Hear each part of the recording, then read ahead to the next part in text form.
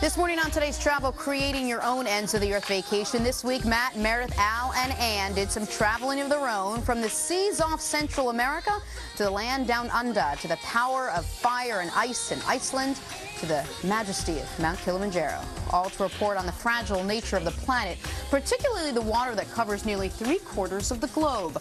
Mark Orwoll, senior consulting editor at Travel and Leisure magazine, is here to get you going. Mark, good morning. Thanks for being with us. Thank you. Let's get right to this. These 4 different places they went to, is this something that's easy to plan, or do you need to make special plans very early in advance for these trips? Most of these trips you can plan on your own very easily just by going online. The Mount Kilimanjaro is going to take a little more advanced planning, though. But everything else, it's pretty straightforward planning, vacation planning. All right, let's start with Belize, where Matt was. Gorgeous, gorgeous country there. Is it hard to get to? Is there a central airport that you can fly right into? Very easy to get to. There are 3 main gateway cities from the U.S., Houston, Dallas, and Miami. It's only a 2 or 3 hour flight.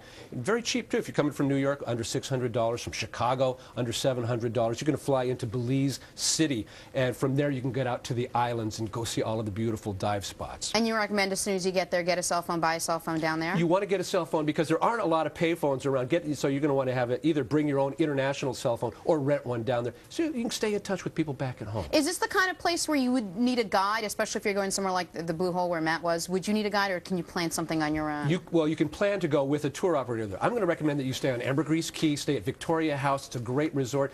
From there, you can get day trips out to the Blue Hole. $250 for a full-day scuba tour. Okay. You can go to the Shark Ray Alley and see the nurse sharks and stingrays. One tank dive there, very close to Ambergris Key, only about $50. Okay. So it's really affordable. I'll pass on the sharks. Thanks so much for your suggestion, though. Next up, Al was in Iceland, another beautiful, beautiful place.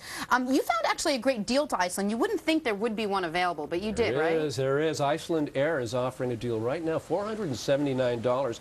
That's your round-trip airfare and 2 nights at a hotel in the capital of Reykjavik. 2 nights? You're going all the way to Iceland? Is that long enough for 2 nights? You can tack on extra nights for only $50 per person, so you could stay there for a whole week. Again, a very affordable vacation in Iceland. And real quick, these glacier walks, can you do these on your own, or again, would you need a guide The for that? glacier walks, you're going to want to have a guide there. If you want to do big time go, Butterfield Robinson has an $8,000 tour. But a lot of these places, like Gullfoss Waterfall, like the Blue Lagoon, you can do those on your own, pay $20, put on your bathing suit and go soak in that 100-degree temperature water all day. That's what Al wanted to do the whole time while he was there. Next up is Australia, and that's where Meredith was. What's the best way to get a deal to Australia? Because this is the priciest of all the trips, is it not? It is the priciest in terms of airfare, certainly. It's going to be about $3,000 from Los Angeles on Qantas or United or American. Qantas, however, often has something called the Aussie Air Pass. They have had it for under $1,000 round trip. So keep your eyes open for special sales from Qantas to get there. And as one of the most developed countries, can you do this on your own, or is this another thing? Easy to do on your own. Okay. Yes. Yeah, you can book your hotels. There's the Revisus Hotel in Sydney is only $150. Altamont only $78. Take a ferry ride from downtown Sydney out to Manly Beach. Easy to do and not very expensive either. And Phillip Island, those Phillip penguins, Island, absolutely if you adorable. want to see that penguin parade and do what Meredith did when she was there, you go down to Melbourne, which is only about an hour-and-a-half flight, cheap, only $70. You can get a tour that'll pick you up at your hotel, take you out to Phillip Island. It's about an hour-and-a-half away. You can see the penguins. You can go to the Koala Conservation Center, and it'll take you all the way back to your hotel, only $50. So again, so once you get there, you can fly to all the different areas, you right? can indeed, yes. And last but not least, Mount Kilimanjaro, and still there. What kind of preparation do you need for a trip like this? Well, the very first thing is you want to do is go see your physician and make sure that you get the okay that your health is good enough.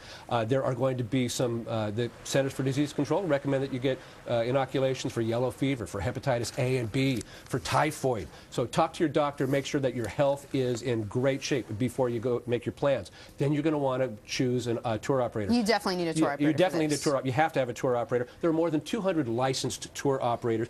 Prices are going to be around $2,500. That's about the most expensive part of the trip, but you also have to get there. You're going to fly to Amsterdam is the easiest way to do it, and get a KLM flight all the way to Kilimanjaro International Airport. You didn't know there was one, did you? Who knew? $1,600 for that flight. So you can do the whole trip, about a 6, 7, 8-day trip, depending on which tour operator you go with, for under $5,000. Is that the time frame you would think you would need to really do Mount Kilimanjaro the right way, 8 days? The longer you take to get up, the less chance there is that you'll come down with altitude sickness. If you do it faster and you climb up the mountain, get up very high, very fast, your chances of getting sick increase. Okay, so I can do it in like an hour and a half, but I'd be really sick, right? I'd say 8 days would be perfect if you could do it. Excellent. Mark Orwoll, thank you so much. Thank you. Appreciate you being here. And here. good luck to Anne. We're all hoping for her. Indeed, yes, indeed.